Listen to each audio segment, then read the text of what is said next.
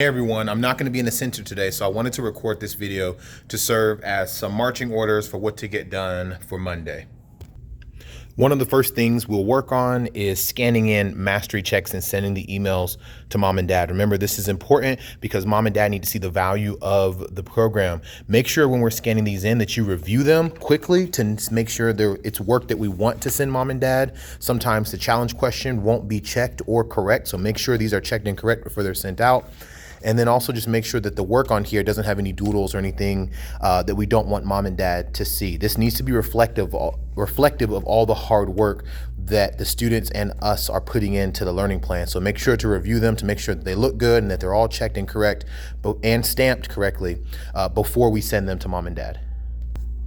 Number 2, Kano's binder is too difficult for him, so we need to rework his binder to make sure that he has challenging work and not easy work, but work that's not as challenging. So go through this binder, and if something needs to be changed, go ahead and make those changes. There's a note on here that he might need some division, some multiplication and division lessons. So we may need to add in 6s, 7s, and 12s to his learning plan. But either way, go ahead and take a look at Kano's binder and get that reworked.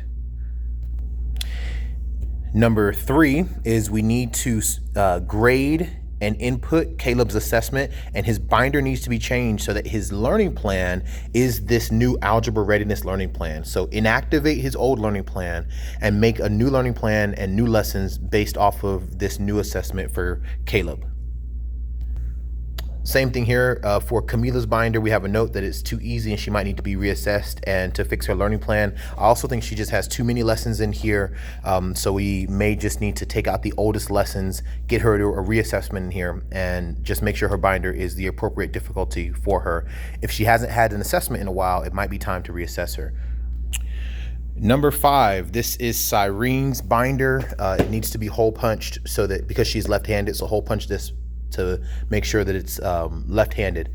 Number 6, can you please strip these binders and get them ready for brand new students? They should have a new workout plan, a level 1 star card that's blank. All of these sections should be ready to receive new work. And if any of the binder needs to be replaced, you should be able to find all the items to replace it right here.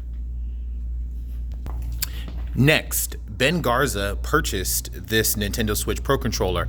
This is the real controller. It actually has a controller inside of it. It's like $80, so please don't switch these. I'm going to place Ben Garza's controller in the back, but we need to make sure he gets it. So how is he gonna get it? Number 1, we're gonna email his parents that we do have his Nintendo Switch Pro controller and that it is available for him for the next time he shows up to his session. Number 2, I need you to print on a piece of paper and place inside his binder a note that says, please see Miss Salazar or Mr. Singh in order to claim your prize. I am putting the Switch controller right back here inside this box with the candy, so you can see it right here. And whenever Ben comes in, he's going to hopefully read the note, or an instructor will read that note that's inside of his binder that says, go meet Miss Salazar or Mr. Singh to claim your prize. And then both of you know where to grab it. So the 2 things that you need to do, number 1, email mom and dad, let them know his prize is here. Number 2, put a note in Ben Garza's binder as the very first thing he'll see to let him know that his prize is here. Next, and this should likely go first on the list for today, call Josiah to see if they would like to come in and do their assessment. I think they had an assessment booked today for about 4:30 or 5:30. They may have canceled it, but if they would still like to come in, both Ms. Salazar and Mr. Singh will be at the Dominion location to be able to do their assessment. So reach out to them first thing today to see if they still want to do their assessment. The next task is to ask if Kanishka's mom wants a reoccurring Saturday session. Kanishka came into Mathnasium this week and she did not come at the correct time, so I don't think mom understands how we're doing our scheduling. So we need to just verify what repeating schedule they want for Kanishka and then just remind them to show up at that time so that they're not showing up at a different time. Here are some dates where we'll need to limit our availability until we can fix our staffing. So it's December 2nd, 3rd, 9th, 10th, and 14th. We need to limit the availability to 10, meaning that we need to go into the Google Calendar and place 8 blocks. Make sure there's 8 blocks in for the entire day to pull our capacity from 18 down to 10. Next, I need you to place this checkup number 1 assessment back inside the assessment binder. Next, I need us to just scan this assessment into the account, and the student's name is Bryn. She came and did an assessment on Saturday.